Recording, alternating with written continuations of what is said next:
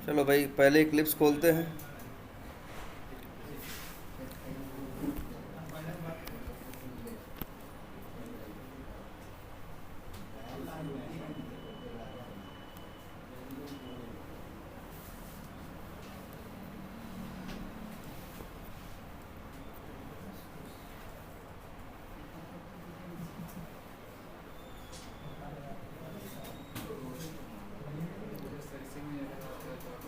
हाँ कोई बात नहीं।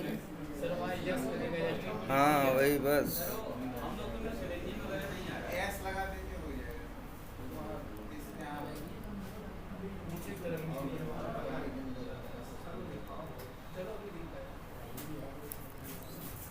गई एरर। अच्छा लेकिन फिर भी एक काम करते हैं, एक नया ही बना देते हैं।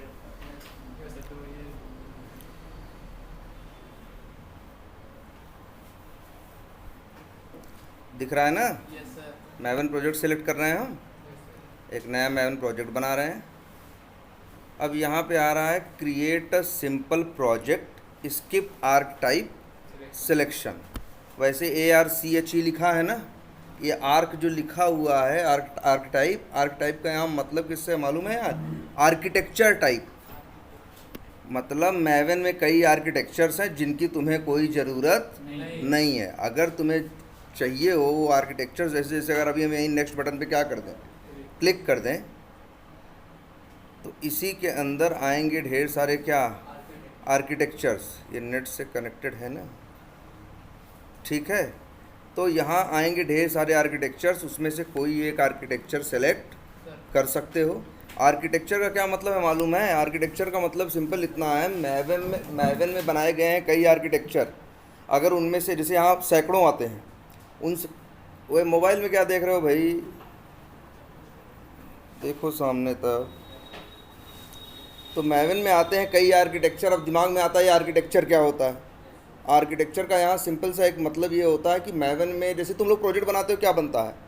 वही SRC बिन, यही ना, 2 4 6 फिक्स चीज़ें। ये ऐसे ही मैवन में देखो, ये आ गए ढेर सारे। यहाँ आगे कि नहीं? ये सब क्या है? ये सब आर्किटेक्चर हैं। इनमें से कोई भी, जैसे ये है मैवन आर्क टाइप क्विक स्टार्ट, या ऐसे ये सब आर्किटेक्चर हैं। जब भी कोई तुम आर्किटेक्चर सेलेक्ट करके और जब नेक्स्ट करोगे ना, तो एक प्रोजेक्ट बनेगा। उस आर्किटेक्चर के हिसाब से तुम देखोगे तुम्हारे उस पर, तुम्हारे प्रोजेक्ट में अपने आप कई फोल्डर वोल्डर सब बन जाएंगे, फोल्डर फाइल। आर्किटेक्चर का मतलब है कि समझो, टेम्पलेट वर्ड का मतलब जानते हो क्या? टेम्पलेट का मतलब होता है जैसे मान लो कोई चीज़ हमें बनानी हो, उसका कोई सेट फॉर्मेट बना दे पहले से, बाद में हमको चीज़ें उसमें बस क्या हो, जोड़नी हो, ऐड करनी हो, उसी को क्या बोलते हैं? टेम्पलेट। टेम्पलेट का मतलब जैसे सपोज करो हम ही तुमसे कहें कि तुम्हें अपनी डिटेल देनी है, तो एक तो है कि तुम अपनी डिटेल लिखो खुद ही, नाम ये वो। हम पहले एक फॉर्म टाइप का बना दे जिसमें नेम कोलन ये करके एक टेम्पलेट सा बना दिया, कहाँ क्या भरना है। अब तुमको नेम बराबर अपना नाम लिखने की ज़रूरत नहीं, क्योंकि नेम तो पहले से लिखा हुआ है। इसी को बोलते हैं क्या? टेम्पलेट। तो ऐसे ही है जो आर्क टाइप है, ये प्रोजेक्ट का एक टेम्पलेट है। इसमें बहुत ढेर सारे टेम्पलेट्स हैं। जो टेम्पलेट तुम सेलेक्ट करोगे और करोगे ना, तो अपने आप जो प्रोजेक्ट बनेगा उसमें देखोगे कई फोल्डर फाइलें रहेंगी। वो किस पर्पज़ से रहेंगी? देखो यार, मैवन का यूज़ सिर्फ ऐसा नहीं, मैवन का यूज़ सभी करते हैं, चाहे वो टेस्टर हो, चाहे डेवलपर हो, चाहे जो AI में काम कर रहा हो। तो बहुत से, इसीलिए मैवन में बहुत से आर्किटेक्चर टाइप बने हुए हैं कि अगर कोई प्रोजेक्ट अपना नया बनाए, वो आर्क टाइप सेलेक्ट करेगा तो अपने आप उसके अंदर चीज़ें कुछ बहुत ढेर सारी जो ज़रूरी चीज़ें हैं वो बनी बनाई उसे क्या होंगी, मिल जाएंगी, और बाकी जो चाहिए वो बनाएगा। तो अगर कभी तुमको आर्क टाइप सेलेक्ट करना होगा तो बहुत आर्क टाइप आएंगे, कुछ मत। यही तुम्हारा वाला आर्क टाइप है, मैवन आर्क टाइप क्विक स्टार्ट, ठीक। लेकिन तुमको आर्क टाइप सेलेक्ट करना नहीं है। बैक जाओ, ये चेक बॉक्स दिख रहा है ना, create a simple project skip arc type selection. कि आर्क टाइप सिलेक्शन हमको नहीं करना भैया, हमको एक सिंपल सा मैवन प्रोजेक्ट बना के दे दो, वही मेरी क्या है, ज़रूरत है। क्लियर है? इतनी बात समझ में आई? अब कर देते हैं नेक्स्ट। नेक्स्ट किया, पहले तो प्रोजेक्ट में सीधे प्रोजेक्ट का नाम देते थे, बन जाता था। मैवन में ये नहीं है। मैवन कहता है जी पहले बताओ क्या, ग्रुप आईडी। अब सवाल उठता है ये ग्रुप आईडी, क्या है? तो ग्रुप आईडी का मतलब सिंपल सा है कि कौन सा ग्रुप इस प्रोजेक्ट पे काम कर रहा है। हेलो, हाँ यार बोलो।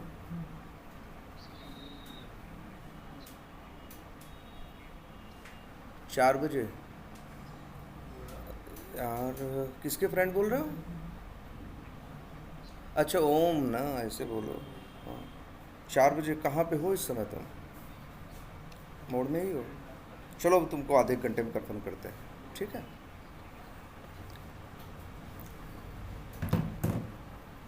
तो यहाँ क्या लिखा हुआ है?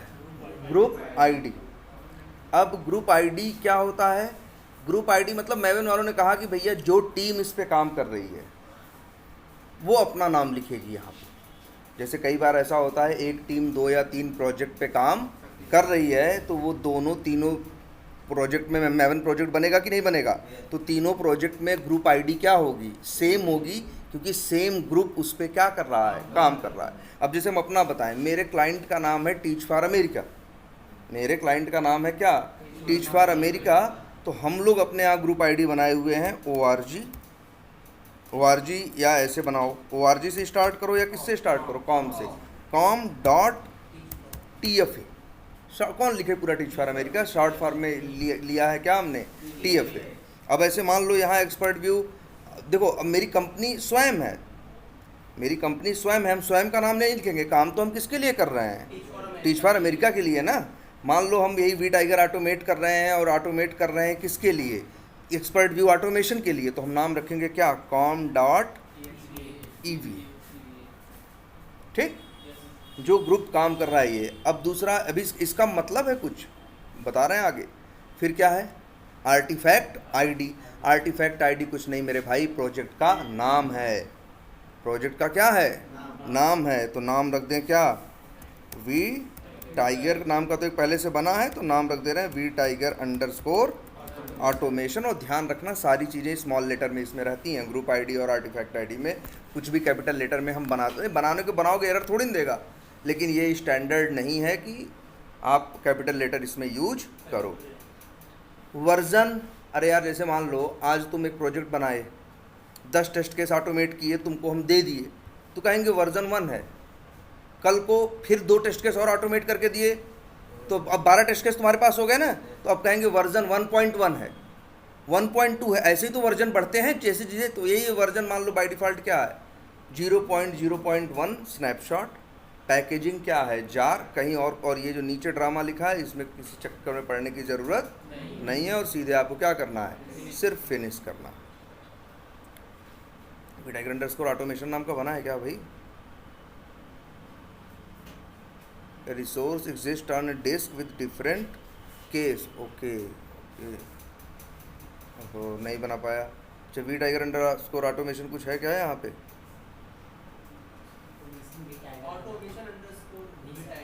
कहाँ? अच्छा चलो, लेकिन ठीक है, वो एक काम करते हैं, फिर से बनाते हैं नाम थोड़ा सा। चलो, ये चेक बॉक्स क्या करेंगे? हम चेक करेंगे, नेक्स्ट करेंगे, com.eva, और आर्टिफैक्ट आईडी का नाम रखते हैं वी टाइगर अंडरस्कोर। यहाँ ये भी रख सकते हैं क्या? CRM _ automation. और इसको करते हैं क्या? फिनिश। बन गया प्रोजेक्ट। कोई एरर है? ज़रा चेक करके देखते हैं। हाँ है ना? वही HTTP और HTTP यस वाला। एक यहाँ पे बना दो और एक यहाँ पे, और एरर तुम्हारी चली गई।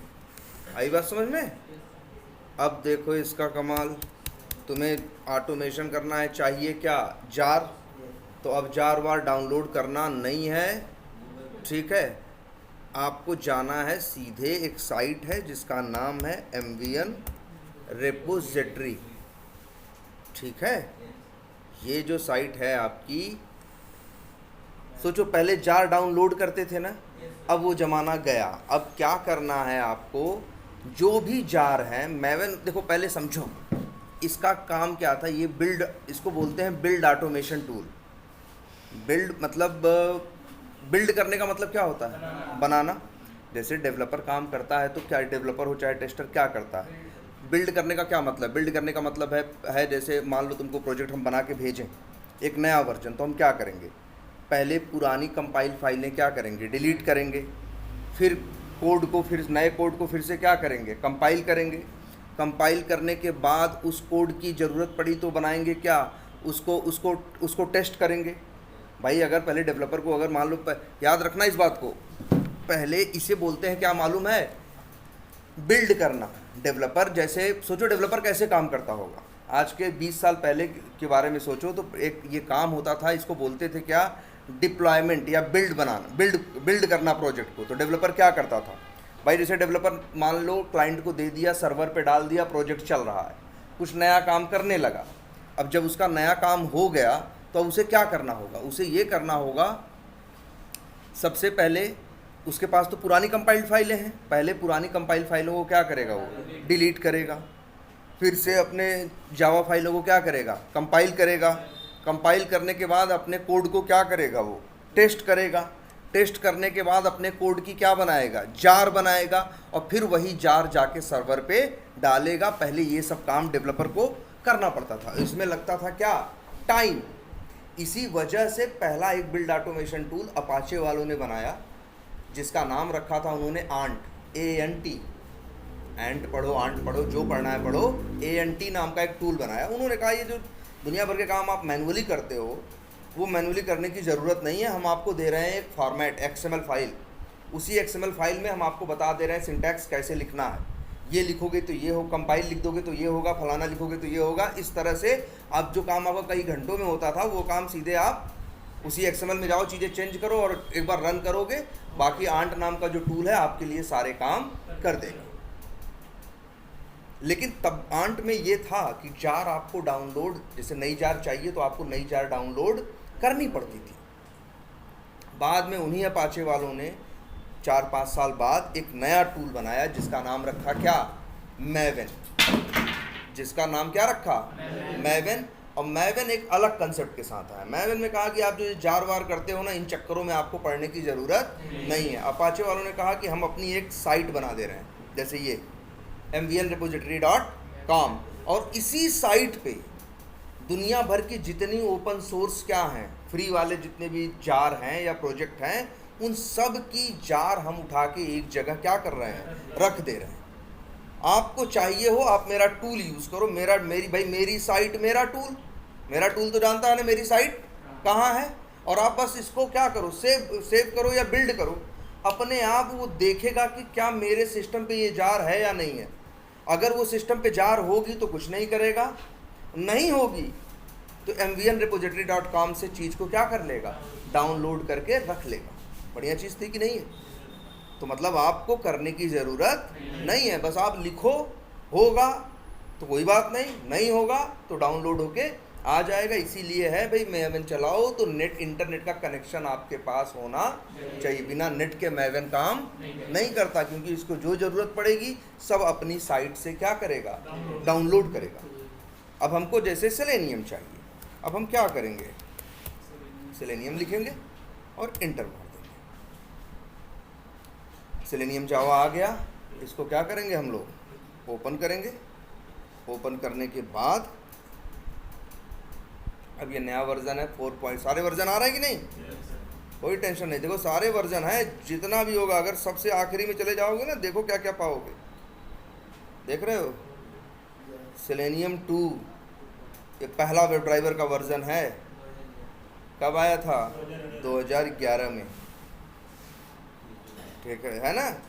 2.0, 2.1, 2.2 ऐसे ऐसे करके आज कहाँ तक पहुँच चुका है, 4.35 तक। जो वर्जन चाहिए आपकी उंगलियों पे है, आप बस क्लिक करिए, लो जी आ गया कि नहीं आ गया। और कुछ करना नहीं, डाउनलोड कुछ नहीं करना। देखो यहीं अपना वो कोड देगा, बस यही कोड आपको यहाँ सेलेक्ट करोगे, अपने आप क्या हो जाएगा, कॉपी वो हो जाएगा, सेलेक्ट हो जाएगा। और करना है क्या, कंट्रोल सी। हेलो हेलो, हाँ HDMI 5 मीटर बहुत, एक 5 एक 10 दोनों ले लो।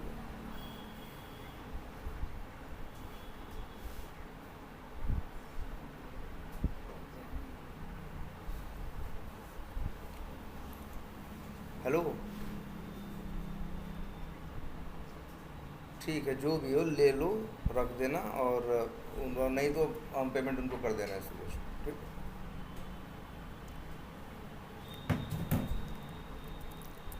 अब कहाँ करोगे, ये कॉपी किया, बस यहाँ आपको जाना है ऐसे, देखिए यहाँ क्या लिखेंगे आप, लिखिएगा यहाँ पे, क्या कहते हैं, बिल्कुल डिपेंडेंसीज,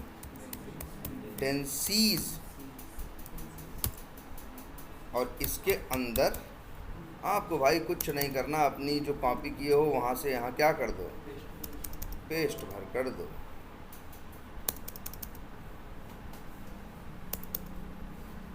ये तो हम अलाइनमेंट सही कर रहे हैं, ठीक, हो गया। अब देखना डाउनलोड होनी क्या हो जाएगी, शुरू हो जाएगी। नहीं हो रही है यार यहाँ तो डाउनलोड, क्यों नहीं हो रही है, क्योंकि कल अपने सिस्टम पे ये शायद डाउनलोड कर चुके हैं, यही तो अच्छी बात है। आपके सिस्टम पे पहले से जार पड़ी है तो दोबारा आपका बेवजह नेट खर्च नहीं होगा। लेकिन सवाल ये भी उठता है कि कल किए थे तो कहाँ गई वो डाउनलोड होगी। अभी तक तो डाउनलोड करके कहीं भी रख देते थे ना, डाउनलोड्स पे रखे, चाहे जहाँ किया, राइट क्लिक किया, बिल्ड पाथ किया, पाथ दे दिया। कल कोई पाथ वाथ नहीं दिए होगे, इसमें पाथ वाथ देने का कोई चक्कर ही कल भाई याद करो, देखो कल डाउनलोड हुई थी ये, और कहाँ जानते हो, पीसी के अंदर, सी ड्राइव में, यूजर्स के अंदर, पब्लिक नहीं, अपने यूज़र नेम में जाना, जैसे डेल में जाना, और यहाँ आपको मिलेगा एक फोल्डर, क्या नाम है, .m2, इसी के अंदर डाउनलोड होके चीज़, हेलो, हाँ, अरे आगे बात करो, कैसे है मत पूछो, नहीं रखो, .m2 दिख रहा है ना। अब इसके बाद इसको क्लिक करो, अंदर क्या दिख रहा है, रिपोजिटरी नाम का एक फोल्डर, याद रखना आपके सिस्टम पे दिखेगा, सी यूजर्स, आपका यूजर नेम, अंदर .m2 और अंदर रिपोजिटरी, और इसी के अंदर जाके देखना आपको अपनी जार दिखाई देगी। तुम कहोगे सर दिखाई तो नहीं दे रही है, लेकिन जनरली याद करो सेलेनियम के पैकेज का नाम कैसे होता है, org डॉट करके होता है ना। अरे अंदर तो जाओ तब, org, और क्या है, सेलेनियम HQ, सेलेनियम दिख रहा है ना मेरे भाई, अंदर जाके देखो, वही आपकी जार कई टुकड़ों में 4.35 है ना, अंदर जाके देखो, जार मतलब एक जार नहीं आएगी, कई टुकड़ों में कई जार आएगी, लेकिन आपके पास सब कुछ आ जाएगा। कल आ गया था, तभी आज उनके सिस्टम पे इनको करने की ज़रूरत नहीं पड़ी। आई बात समझ में कुछ।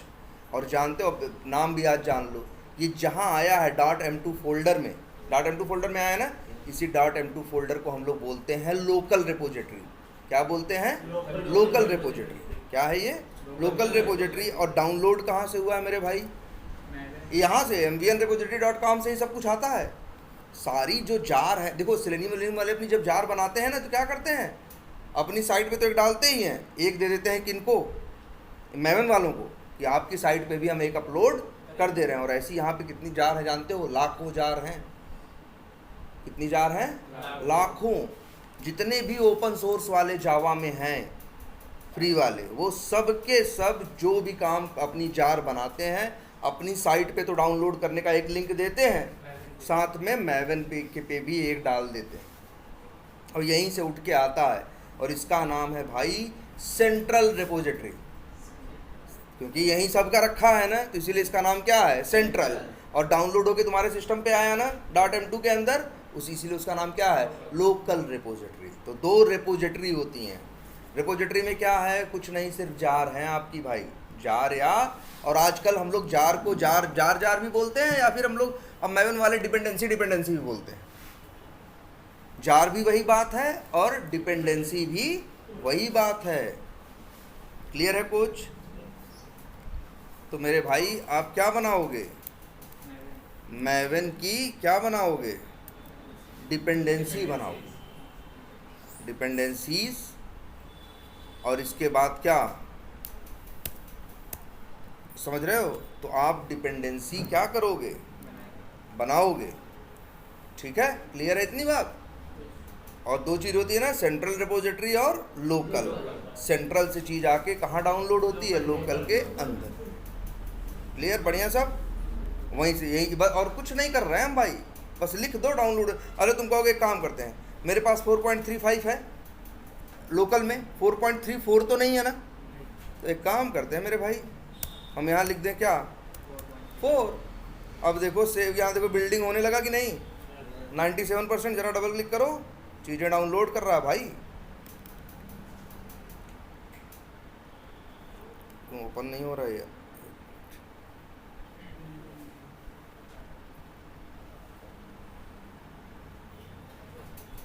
हो गया।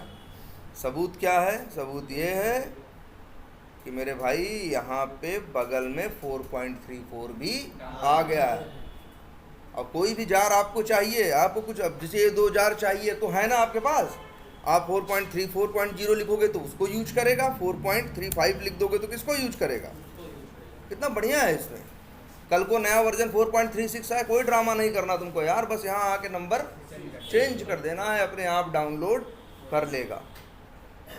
जब भी ये चला मैवन प्रोजेक्ट यूज़ होगा तो पहले जाके चेक करेगा जिस डिपेंडेंसी के जिस वर्जन का नाम आपने दिया है क्या वो आपके लोकल रिपोजिटरी में है। अगर लोकल में होगा तो कोई बात नहीं, नहीं होगा तो क्या कर लेगा? डाउनलोड कर लेगा। कितना बढ़िया है ये, है ना? तो ये लो जी, क्या हो गई आपकी सेंट्रल रिपोजिटरी, लोकल रिपोजिटरी। यहाँ देनी है आपको क्या? इस तरह से डिपेंडेंसीज। और याद करो, ग्रुप आईडी और आर्टिफैक्ट आईडी लिख रहे थे ना, यहाँ भी देखो क्या है, ग्रुप आईडी और आर्टिफैक्ट आईडी है ना। क्यों बनाई गई है ग्रुप आईडी और आर्टिफैक्ट आईडी? ये कंसेप्ट आया कहाँ से? सोचो, वहीं लाखों जार हैं, लाखों लोग अपना प्रोजेक्ट क्या किए हुए हैं, लाखों लोग अपना जार बना के वहाँ पे डाले हुए हैं। अब 2 लोगों की जार सेम निकल गई तो भाई, लाखों लोग जहाँ चीज़ें रख रहे हैं तो संजोग से नाम भी तो 2 लोग एक जैसा रख सकते हैं। तब ये समस्या फेस करोगे कि नहीं करोगे? तब ये समस्या तुम फेस करने वाले हो, करोगे क्या? कि भाई डाउनलोड इसको कर रहे थे, डाउनलोड वो हो गया। इसीलिए मैवन वालों ने कंसेप्ट दिया कि भैया मेरे यहाँ कोई भी जार रखोगे तो पहले ऐसे नहीं कोई भी जार बना के फट से रख दोगे। पहले बनाना तुम एक मैवन प्रोजेक्ट, फिर उसकी जार रखना। जब मैवन प्रोजेक्ट बनाओगे तो उसमें क्या डालोगे? ग्रुप आईडी और क्या डालोगे? Artifact ID.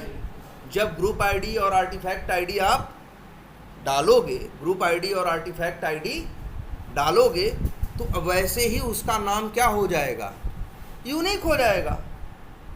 सोचो, ग्रुप आईडी में क्या डाल रहे हो? अक्सर org या com डॉट कंपनी का नाम या डॉट इस तरह से डाल रहे हो, और फिर अंदर आर्टिफैक्ट आईडी में क्या डाल रहे हो? प्रोजेक्ट का नाम। तो जब ये दोनों चीज़ें मिलेंगी तो किसी से मैच करने का चांस ही नहीं है। अलग अलग जार बनाने वाले अलग अलग कंपनी के होंगे, उनके प्रोजेक्ट का नाम भी। तो 2 चीज़ जब जुड़ जाएंगी तो जो नाम बनेगा वो क्या होगा? हमेशा यूनिक होगा। इसीलिए कंसेप्ट दिए किसका? ग्रुप आईडी और आर्टिफैक्ट आईडी का। ठीक,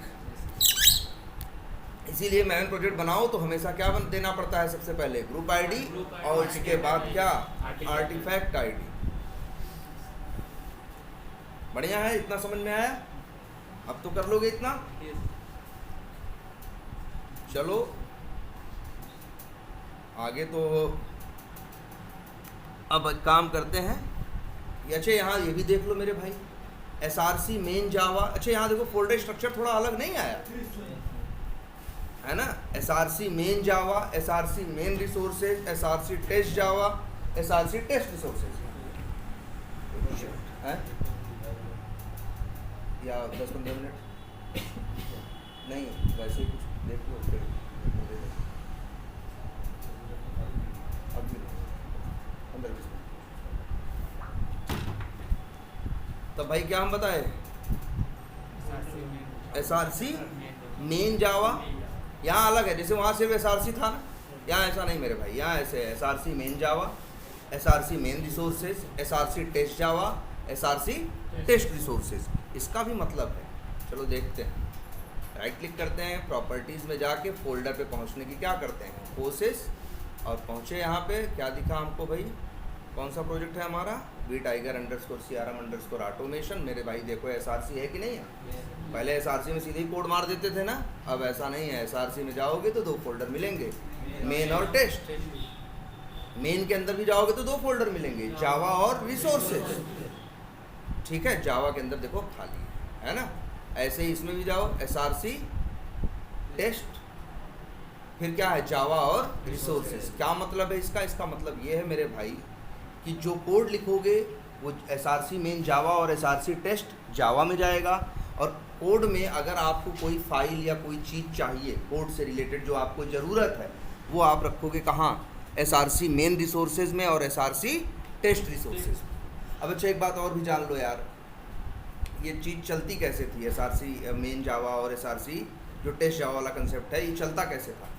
तो इसका ये है, देखो ये ऐसा क्यों बनाया गया भाई, देखो Maven बनाया गया तो डेवलपर्स थे, डेवलपर्स के साथ 2 चीज़ें रहा करती थी, क्या भाई, डेवलपर कोड डेवलपमेंट का भी कोड लिखता है, नंबर 1 चीज़, और नंबर 2 चीज़ और याद रखना, टेस्टिंग का भी कोड लिखता है। वो 2 कोड लिखता है, एक चीज़ को बनाने के लिए और दूसरा चीज़ को टेस्ट करने के लिए। तुम कहोगे तब हम क्या, तुम लोग क्या करोगे, तो याद रखना वो एक ऐसा कोड लिखता है जो उसके कोड को क्या करता है, टेस्ट करता है, और उसी को बोलता है, उसी को कौन सी टेस्टिंग बोलता है मालूम है, यूनिट टेस्टिंग।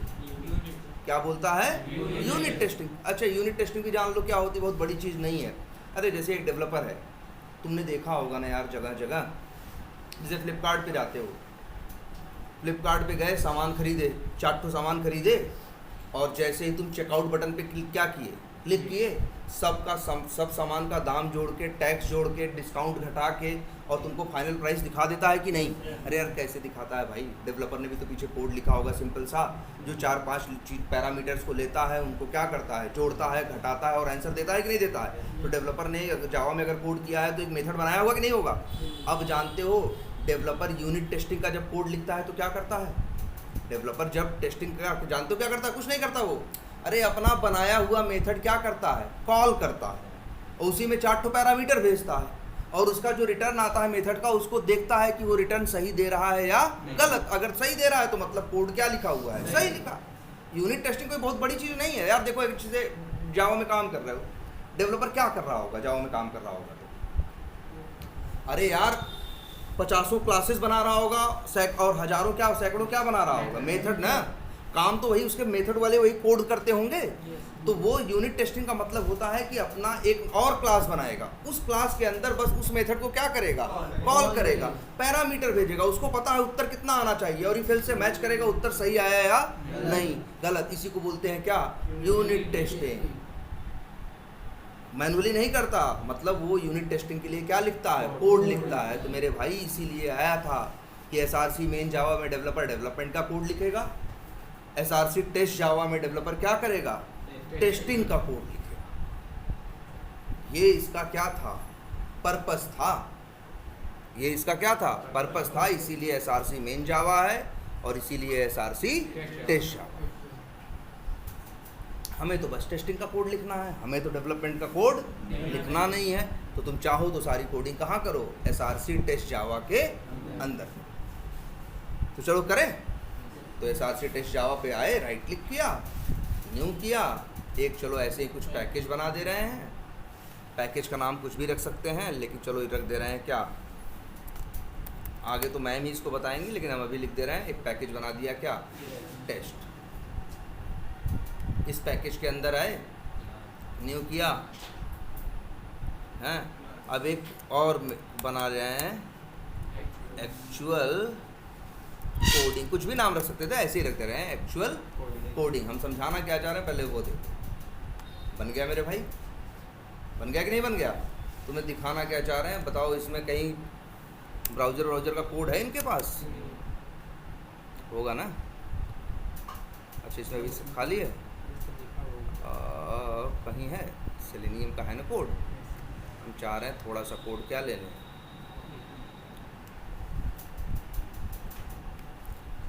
चलो, ये भी टाइगर का ही तो है। और कहाँ गया? अच्छा, इसमें मिलेगा कोड। लो मेरे भाई, ये लो, 1 सेकेंड। चलो बस 2-4-6 लाइन उठा लें, बहुत है। ये इतना कोड, ये तो कोड समझ में आता है ना यार? बोलो। चलो सब छोड़ो। हाँ, अब देखो भाई, तो इसको भी थोड़ा और सही से लिख देते हैं। सही क्या?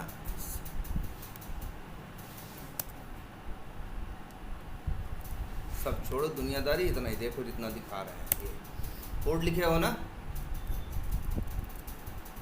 बोलो यार, ये कोड लिखने का सही तरीका नहीं। बात नंबर 1। क्यों?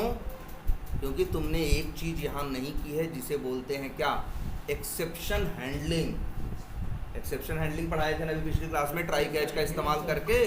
तो भाई आपका कोड ट्राई कैच से कवर होना चाहिए।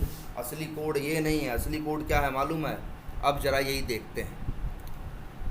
बताओ यहाँ क्या क्या हो सकता है? इस लाइन में क्या क्या हो सकता है? इस लाइन में क्या हो सकता है? इस लाइन में क्या करेगा ये? ड्राइवर डॉट फाइंड एलिमेंट करेगा ना, और बाई डॉट नेम करके एलिमेंट को क्या करेगा? फाइंड करेगा ना। अब भाई आपका एक्स पास सही भी हो सकता है, या नेम एट्रीब्यूट की वैल्यू और क्या हो सकती है? गलत भी हो सकती है। तो सच्चाई ये है भाई, इसको हैंडल करने का तरीका ये है कि कोई रिस्क न रहे। आप क्या लगाओ? ट्राई। और ट्राई में डाल दो ये कोड। अब सवाल उठता है, यहाँ क्या लिख दो भाई? कैच। और क्या लिख दो? एक्सेप्शन। यहाँ क्या लिख रहे हो? एक्सेप्शन।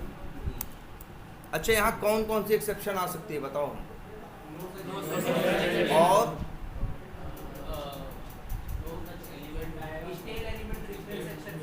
नहीं आ सकता। ड्राइवर डॉट फाइंड एलिमेंट पे नहीं आता वो तो वेब एलिमेंट को जब आगे यूज़ करोगे तब आएगा। और क्या आ सकता है बताओ हमको?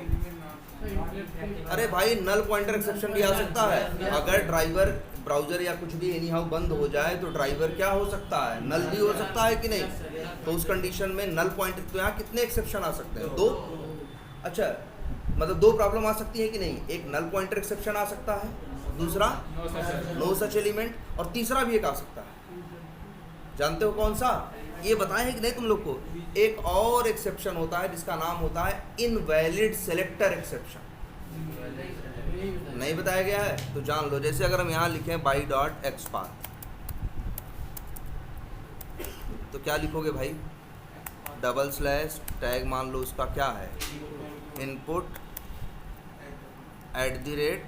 @Name equals to user underscore name.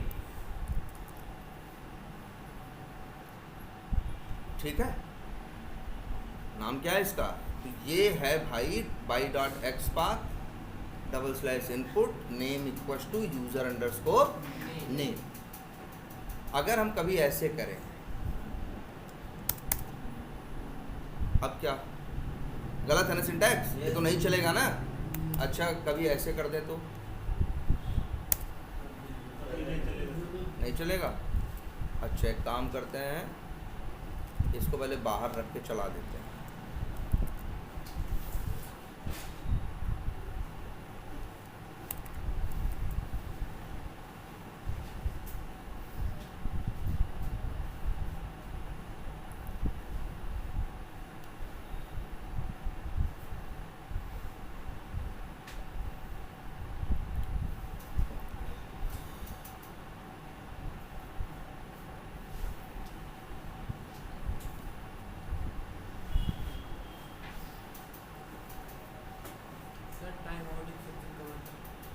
जब एक्सपाथ तुम्हारा क्या होता है तो जो नहीं, जब एक्सप्लिसिट वेट में दिक्कत आती है। चलो देखेंगे, पहले ये देखो क्या है। ये जानते हो कब आता है? ये तब आता है जब एकदम एक्सपात का तुम नियम कानून क्या कर दो, तोड़ दो। तब वो जाके ढूंढता नहीं है, वो कहता क्या ढूंढे, जब तुम लिखे ही क्या हो, एकदम गलते लिखे हो, कितना भी सही एट्रीब्यूट टैग लिख दो, जब तुम्हारा सिंटैक्स ही क्या है, गलत है, तो इस चीज के मिलने का कोई सेंस नहीं है। और अब इस समय आता है क्या, इनवैलिड सेलेक्टर एक्सेप्शन। आई बात समझ में? तो अलग अलग एक्सेप्शन है कि नहीं? तो सोचो इसी एक लाइन में कम से कम 3 एक्सेप्शन आने के चांसेस हैं। इनवैलिड सेलेक्टर एक्सेप्शन भी आ सकता है, नो सच एलिमेंट एक्सेप्शन भी आ सकता है, और नल पॉइंटर एक्सेप्शन भी आ सकता है। जब तीनों समस्याएं अलग अलग हैं तो तीनों के सलूशन भी क्या होंगे, अलग अलग। एक ही जवाब तो तीनों सवालों में नहीं चलेगा ना यार भाई। तीन अलग अलग बीमारियां हैं तो उनकी दवाएं भी क्या होंगी, अलग अलग होंगे ना। ऐसे थोड़ी ना होगी एक ही वो करोगे और वही तीनों में काम आएगा, है कि नहीं है? अब तो समझ गए ये कोड। तो ये कोड हमें कहाँ लिखना है, यहाँ पे। अब बताओ प्रॉब्लम मान लो यहाँ आई, तो कैच में हम क्या करते हैं, तो सॉल्यूशन लिखने की कोशिश करते हैं, इस प्रॉब्लम से क्या किया जाए। ठीक है, अब लेकिन बताओ जब प्रॉब्लम 3 आ सकती हैं तो सॉल्यूशन भी कितने होंगे, 3 होंगे ना यार। सॉल्यूशन भी कितने होंगे, 3 होंगे। और जबकि तुम्हारे पास कैच ब्लॉक कितने हैं, 1 है, तो एक ही सॉल्यूशन तो लिख पाओगे। अब क्या कैच में तीनों लिख दोगे? मतलब एक बीमारी है, मान लो बीमारी तो कोई एक ही हुई होगी उसको, अब तुम क्या तीनों गोली खिला दोगे? नहीं ना, अलग अलग होना चाहिए कि नहीं होना चाहिए? इसीलिए ये कंसेप्ट दिया गया कि एक ट्राई के साथ कई कैच हो सकते हैं। कैच जो ये देखो, ट्राई बताता है कि कोशिश करो, करना क्या है। कैच बताता है जब गलती पकड़ेगा, ये कैच करेगा तो कहाँ जाना है। अब देखो एक एक्सेप्शन क्या हम बोले, एक क्या आ सकता है यहाँ, इनवैलिड सेलेक्टर एक्सेप्शन, एक कैच। फिर दूसरा कैच एक लगाओ, नल पॉइंटर, या फिर एक और कौन सा है, नो सच एलिमेंट एक्सेप्शन। तीसरा लगाओ क्या, नल पॉइंटर एक्सेप्शन। इसीलिए ये दिया गया है, एक ही जगह कई समस्याएं होने के चांस हैं एक ही काम करने में, और अलग अलग समस्या के अलग अलग क्या होंगे, सलूशन। अब सवाल उठता है कि सर समस्या आएगी तो ये जाएगा कहाँ? ये डिपेंड करेगा प्रॉब्लम क्या है। अगर आपका एक्सपाथ गलत है, सिंटैक्स ही गलत है, तो किस कैच में जाएगा, इनवैलिड वाले में। अगर आपका सिंटैक्स सही है मेरे भाई, जैसे ये है, लेकिन वैल्यू क्या है, तो अब कहाँ जाएगा?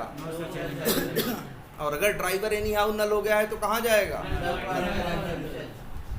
तो तीनों नहीं चलते। कैच जैसे इफ एल्स नहीं होता, कोई एक ही चलता है, वैसे कैच ब्लॉक भी कितने चलते हैं, कोई एक।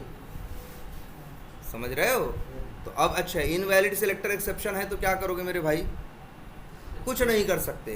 अरे चलते चलते तुम्हारा कोड एक्सपाथ थोड़ी बदल देगा, सिंटैक्स सही कर देगा। अरे यार बहुत सी समस्याओं के कोई सलूशन नहीं होते, बस हम चाहते हैं कि ये समस्या आए तो समस्या तुम प्रिंट कर देना, रिजल्ट में डाल देना, बाद में हम देख के क्या कर लेंगे, सही कर लेंगे। जैसे इस समस्या का कोई सलूशन नहीं है, तो उस कंडीशन में मेरे भाई हम क्या करेंगे, यहाँ पे हम प्रिंट कर दें क्या, कि एक्सपाथ, या लिख दें ऐसे, locator syntax is in correct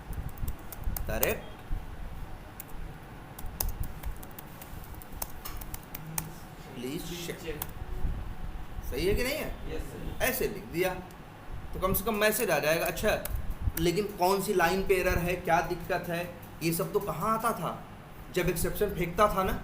तुमने देखा होगा जब से ट्राई कैच लगा रहे होगे, दिक्कत आती होगी, दबा के आगे निकल जाता होगा और कोई डिटेल तुमको एक्सेप्शन की दिखाई याद किया, देखा कि नहीं? जब हम लोग चला रहे थे उस दिन ट्राई कैच लगा के, कोई एक्सेप्शन आ भी रही थी तो दबा के आगे बढ़ जा रहा था और कंसोल पे कुछ दिखाई नहीं दे रही, तो गड़बड़ है ना। हमें पता कैसे चलेगा क्या हुआ, किस लाइन पे क्या दिक्कत आई? इसी वजह से यार ये ई जो देख रहे हो, ई वेरिएबल है। इस वेरिएबल के अंदर इनवैलिड सिलेक्टर एक्सेप्शन क्लास का क्या है, ऑब्जेक्ट है। तो ई डॉट करोगे तो उसके क्या आएंगे, मेथड आएंगे ना। और इसमें एक मेथड है जिसका नाम है प्रिंट स्टैक ट्रेस। तो जानते हो क्या करेगा प्रिंट स्टैक ट्रेस, कि जो एक्सेप्शन की डिटेल होगी वो कंसोल पे डाल देगा और कोड रुकेगा नहीं, कोड आगे बढ़ता चला जाए। ठीक है। अच्छा, नो सच एलिमेंट एक्सेप्शन आए तो क्या करना है मेरे भाई? देखो नो एक्सपाथ गलत है यार, ये भी तो हो सकता है कि एक्सपाथ सही है, लेकिन पेज लोड होने में क्या लग रहा है, टाइम लग रहा है। होने को तो ये भी हो सकता है। तो मेरे भाई ऐसा क्यों नहीं करते तुम? तो याद करो, वो लगाओ उसको फिर न्यू। कैसे लगता था एक्सप्लिसिट वेट? हेलो, हाँ यार, क्या करो? अच्छा अच्छा अच्छा, हाँ चलो वो भी ले आते हैं। ठीक है, देखो कोशिश तो करेंगे।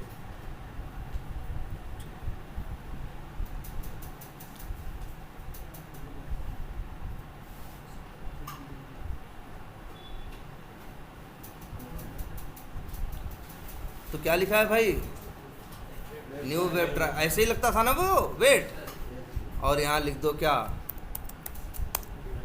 Duration dot of seconds, time दे दो क्या 60 90 जितना तुमको चाहिए हो।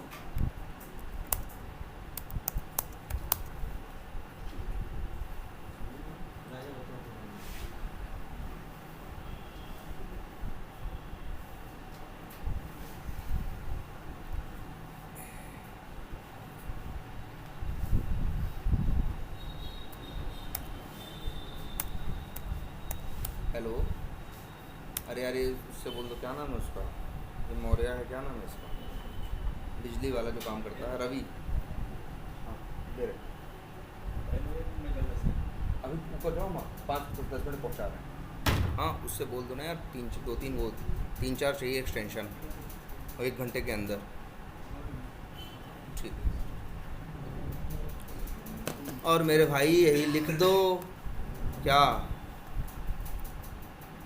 ऐसे ही होता था ना, याद है कि नहीं? बोल रहे हो भाई, एकदम कोड लिखवाएंगे, कुछ कोड तो एकदम याद होने चाहिए। डॉट क्या है, विजिबिलिटी ऑफ एलिमेंट लोकेटेड।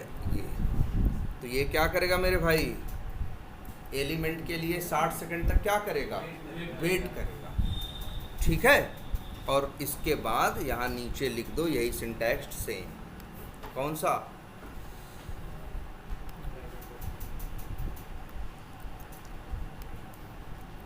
तो बताओ अब सही है कि नहीं है, बोलो। अगर ऐसा कर देते हो तो अब सही है कि नहीं है?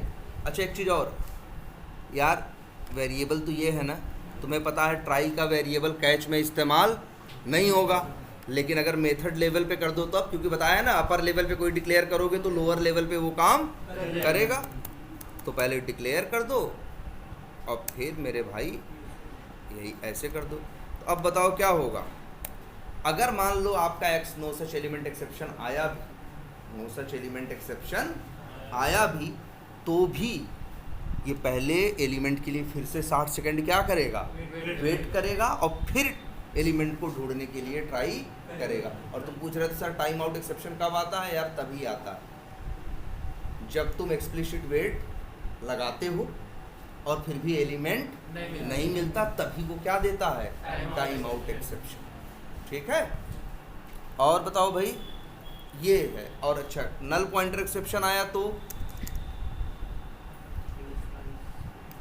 उसके लिए भी यार कोई सलूशन नहीं है, तो इसलिए इसमें भी लिख दो क्या,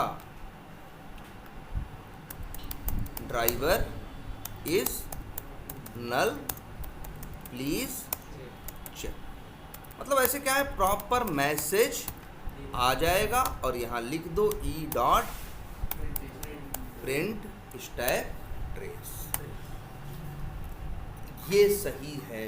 अब सोचो, करने तो चले थे ड्राइवर डॉट फाइंड एलिमेंट, होने को तो एक लाइन में होता था। सही से किया जाए तो भैया कोड ये है, सही से किया जाए तो कोड ये है। आई बात कुछ समझ में? अब आ जाओ नीचे भी भाई, यहाँ सेंड कीज एडमिन कर रहे हो ना, तो मेरे भाई जब सेंड कीज एडमिन करोगे तो यहाँ भी दिक्कतें आएंगी। जैसे इसको भी डालो कहाँ, ट्राई के अंदर। क्या क्या दिक्कत आएगी, जो जो दिक्कत आएगी उतने कैच लगाते जाओ। कैच लगाते हैं, एक तो आ सकती है दिक्कत, क्या बताओ, याद करो।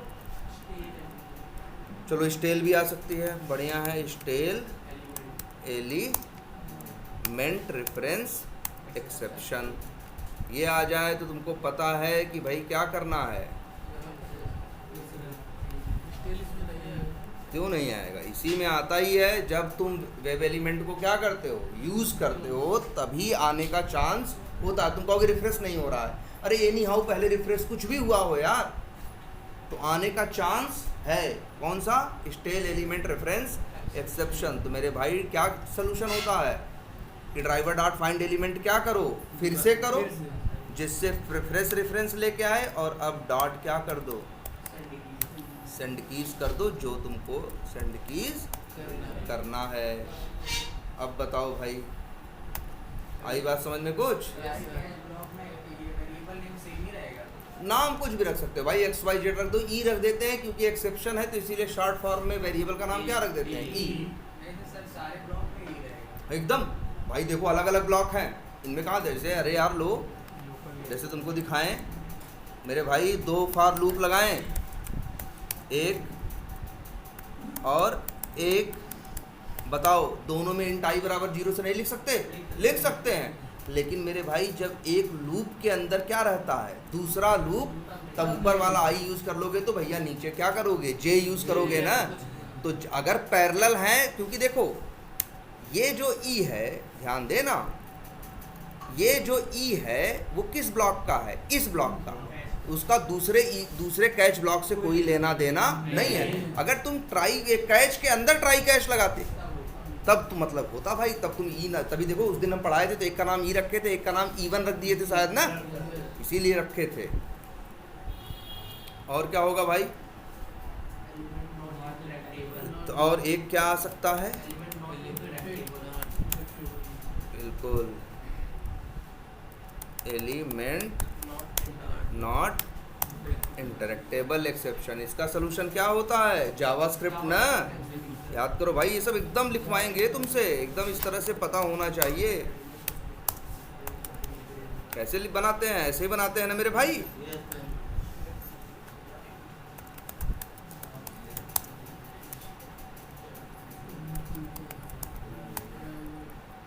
ठीक, और फिर क्या करते हो, JSE डॉट एग्जीक्यूट स्क्रिप्ट, अंदर लिखते हो आर्गुमेंट्स 0 डॉट, बिल्कुल dot value equals to single quotes के अंदर वही क्या, एडमिन, और भेज देते हो वेब एलिमेंट, कौन सा, यही ना मेरे भाई, ये है। तो 2 यहाँ आ सकते हैं, एलिमेंट नॉन इंटरेक्टेबल और स्टेल एलिमेंट रेफरेंस एक्सेप्शन। तो देख लो भैया, असली कोड इतना बड़ा है, ये रियल कोड है। अगर एक जगह काम करना है तो इतना लाइन लिखना है। तो ज़्यादा लग रहा है ना, लग रहा होगा सर कि एक ही लाइन पे क्लिक करने के लिए आप शुरू कर रहे हो लाइन नंबर 24 से और लाइन नंबर 48 तक, 24 लाइनें लिख के तो आप क्या कर रहे हो, एक एलिमेंट पे इनपुट करने के लिए सिर्फ इतना काम कर रहे हो, और जबकि सही से काम करने का तरीका यही है। अच्छा, लेकिन जब जब इनपुट करोगे तब तब यही करना होगा ना।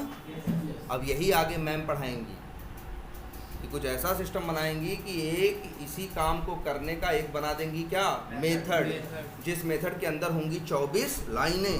बार बार 24 लाइन तुम नहीं लिखोगे, जब तुम मेथड कॉल करोगे तो अपने आप कितनी लाइनें चलेंगी, 24 लाइनें।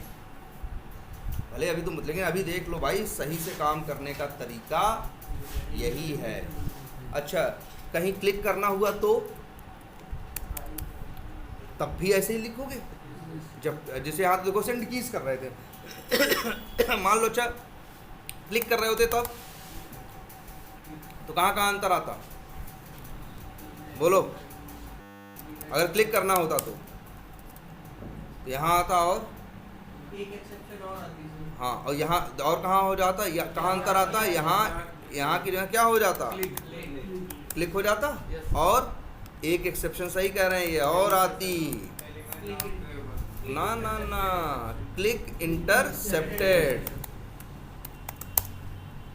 Element click intercepted. और इसका भी सलूशन मेरे भाई क्या है, जावास्क्रिप्ट ही है। लेकिन देखो यार, ये तो एरर दे रहा है ना, ये एरर दे रहा है ना। चलो अभी एरर हट जाएगी, अब तो नहीं दे रहा, नहीं दे रहा है ना। चलो ठीक, चलो इसका भी रीज़न बताएंगे कि ऊपर जाने पे एरर नहीं दे रहा है और नीचे जाने पे एरर दे रहा है। देख लो मेरे भाई, ये है 30-40 लाइन का कोड जो तुम्हारा सब कुछ काम करेगा एक एलिमेंट के। अब ऐसे तो बहुत कोड लगेगा ना, तो अब यही इसका तरीका बताया जाएगा कि बहुत कोड लिखने की ज़रूरत नहीं पड़ेगी, 24 लाइन लिखनी पड़ेगी, लेकिन एक बार कि हर जगह एक मेथड के अंदर वो 24 लाइन लिख के हर जगह वो मेथड क्या किया जाएगा, कॉल किया जाएगा। तो ये 24 लाइनें नहीं रहेंगी तब। क्लियर है कोच? Yes sir. हाँ, फाइनली बता रहे हैं, यहाँ फाइनली की वैसे कोई ज़रूरत नहीं। फाइनली की ज़रूरत होती तो लगाते हैं, नहीं रहती है तो नहीं भी लगाते। इतनी बात समझ में आई। तो और आज एक बहुत ज़रूरी बात ये भी जान लो मेरे भाई, क्या अच्छा अगर मान लो आने को तो कुछ भी दिक्कत आ सकती है यार, हमें पता नहीं होता। 3 दिक्कतों का तो सोल्यूशन लिख दिया ना, 3 के अलावा कुछ है तो अच्छा मान लो कोई चौथी एक्सेप्शन आई, नो सच ड्राइवर एक्सेप्शन। क्या आई? No such driver. कभी कभी ब्राउज़र बंद हो जाए तो आती है क्या, नो सच ड्राइवर एक्सेप्शन, या कई बार ऐसे आती है वेब ड्राइवर एक्सेप्शन। तो बताओ क्या होगा फिर? क्या ये कैच मैच करेगा? नहीं। दूसरा मैच करेगा? तीसरा मैच करेगा? नहीं। तो मतलब ट्राई को हैंडल करने के लिए इसके पास कोई भी कैच ब्लॉक नहीं है। तब जानते हो क्या होगा भाई, जब तक उसको ट्राई को कैच नहीं मिलेगा, जब तक ट्राई को कोई मैचिंग कैच नहीं मिलेगा, तब तक ट्राई का कोड हैंडल नहीं होगा। और कोड क्या करेगा, सीधे मुंह पे एरर दे देगा। भाई बात समझ में कुछ? सीधे मुंह पे एरर दे देगा। याद रहेगा ये आपसे? तो यहाँ क्या होगा बताओ, अगर मान लो नो सच, क्या बताएं हम, जिसे मान लो आ जाए नो सच ड्राइवर एक्सेप्शन आ जाए या वेब ड्राइवर एक्सेप्शन आ जाए, तो क्या होगा? पहले अगर इन तीनों में से कोई कोड आ गया, एरर आ गई, इन तीनों में से कोई एक्सेप्शन आया है, तब तो ये हैंडल हो जाएगा और कोड आगे बढ़ेगा। लेकिन कोई ऐसा आ जाए जो इन तीनों के अलावा हो, तब वो हैंडल नहीं होगा। तो इसलिए वो एक्सेप्शन थ्रो करके कोड को वहीं रोक देगा। क्लियर है? तब और एक बात जान यार, लिख लेना मेरे भाई, इंटरव्यू में एकदम पूछेंगे, लिख लेना। अब इन क्लासों के साथ मजाक मत करना। देखो अब इसी में एक चीज़ जान लो, जावा में एक क्लास है जिसका नाम है एक्सेप्शन। ये एक्सेप्शन जो होते हैं ना, ये बनाए जाते हैं। और कैसे? क्लास बना के एक्सेप्शन की भी क्लास बनती है। जितने एक्सेप्शन दिख रहे हैं ना, सबकी सेलेनियम के अंदर क्या बनी होगी? क्लास बनी होगी। ऐसे ही एक एक्सेप्शन है जिसका नाम है क्या? सिर्फ एक्सेप्शन। वो जावा की बनाई हुई एक एक्सेप्शन है जिसका नाम क्या है? एक्सेप्शन। और वो ऐसी एक्सेप्शन है जो दुनिया जावा में बने हुए हर एक्सेप्शन के अंदर बाय डिफ़ॉल्ट एक्सटेंड होती है। मतलब सबकी क्या है? पेरेंट है। जैसे बताया होगा हमने तुम लोगों ऊप्स के टाइम पे ना, कि जावा में एक क्लास है ऑब्जेक्ट, जो सबकी क्या होती है? बताया कि नहीं बताया है? बताया है ना। एक है जिसका नाम क्या है? ऑब्जेक्ट, जो सबकी क्या है? पेरेंट। वो सबके अंदर बाय डिफ़ॉल्ट क्या है? एक्सटेंडेड है। वैसे ही दुनिया की जावा में बने हर एक्सेप्शन के अंदर एक एक्सेप्शन क्या है, एक्सटेंडेड है, जिसका नाम क्या है, जिसका नाम है क्या, एक्सेप्शन। तभी तो हम लोग लगा रहे थे ट्राई कैच एक्सेप्शन। सबकी क्या है वो, पेरेंट। तुम बताओ एक जवाब और बताओ, जहां कोई पेरेंट मांग रहा है, कोई तुमसे पैरामीटर में पेरेंट मांगे और तुम चाइल्ड भेजो तो क्या एरर देगा, बोलो, ध्यान से सोच के बताओ। मान लो एक मेथड या कोई भी है तुमसे पैरामीटर में मांगता है क्या, कि पेरेंट का ऑब्जेक्ट दो, और अगर तुमने उसके चाइल्ड का ऑब्जेक्ट भेजा तो एरर देगा, क्यों, क्योंकि वो मांग रहा है पेरेंट का, तुम दे रहे हो चाइल्ड का। चाइल्ड के पास तो पेरेंट का है ही ना, तो पेरेंट क्या को मना करेगा ना। इसीलिए मेरे भाई, अगर मान लो कोई चौथी भी एक्सेप्शन आई, चाहे पांचवी एक्सेप्शन आई, लेकिन वो होगी किसकी, चाइल्ड एक्सेप्शन की ना। इसीलिए हम लोग लास्ट में लिख देते हैं क्या, कैच एक्सेप्शन। ये ऐसा है जो किसी भी एक्सेप्शन को संभाल सकता है। क्यों, क्योंकि ये क्या है, पेरेंट। ये तो पेरेंट का मांग रहा है, और तुम आएगा तो कोई चाइल्ड ही होगा। जब पेरेंट मांग रहा है, चाइल्ड पहुंचेगा तो पेरेंट कभी मना नहीं करेगा, कहेगा ठीक है भाई आओ, चाइल्ड तुम्हारे पास तो उतने गुण तो होंगे ही जितने पेरेंट के पास होते हैं, तुम्हारे पास कुछ एक्स्ट्रा ही होगा, तो हमें कोई दिक्कत नहीं है। इसीलिए ये लास्ट में जरूर लगाते हैं। यहाँ ये कोड कब चलता है, चारों नहीं चलते, दो भी नहीं चलते, चलता कौन है, केवल एक ही। कौन चलता है, जिससे मैच करे। इससे मैच करेगा तो ये चलेगा, इसके बाद बाहर निकल जाएगा। अगर इससे मैच करेगा तो ये चलेगा, और किसी, लेकिन अगर इन तीनों से मैच नहीं किया तो इससे तो मैच करेगा ही करेगा। इससे मैच होने से कोई रोक नहीं सकता, क्योंकि ये सुपर पेरेंट है भाई, ये सब का क्या है, पेरेंट है। तो कोई भी चाइल्ड एक्सेप्शन होगी, अगर कहीं नहीं कुछ मैच करेगा तो इसके अंदर जाएगी जाएगी। याद रहेगी बात। अब तो एक बात और देखो, लेकिन गलती से भी कभी कोड ऐसे मत लिख देना, क्या कोई एक्सेप्शन दाहिने बाएं लिख दो, लेकिन एक्सेप्शन वाले कैच को कभी भी दूसरे कैच से ऊपर नहीं लिख सकते। क्यों नहीं लिख सकते, देखो एरर देने लगा होगा नीचे, नहीं क्यों, क्योंकि दिक्कत, मान लो कोई एक्सेप्शनल पॉइंटर ही आया, तो पहले इससे मैच करेगा तो नहीं मैच करेगा, फिर इससे मैच करेगा तो नहीं मैच करेगा, लेकिन नल पॉइंटर भी एक्सेप्शन से तो मैच कर ही जाएगा ना यार। तो ये कब चलेगा, ये चलेगा ही नहीं। इसलिए कर्सर लेके जाओ, यहाँ लिखा होगा अनरीचेबल कोड, लिखा है ना अनरीचेबल कैच ब्लॉक। तो मेरे भाई इसीलिए ये हमेशा नीचे रहेगा। और एक बात देखो, अभी यही ऊपर लिखा था तो एरर दिया था ना, हम खिसका दिए, सही हो गया था। क्यों, क्योंकि ये जो क्लिक इंटरसेप्टेड है, ये जो क्लिक इंटरसेप्टेड है ये चाइल्ड है, और एलिमेंट नॉट इंटरेक्टेबल उसका क्या है, पेरेंट है।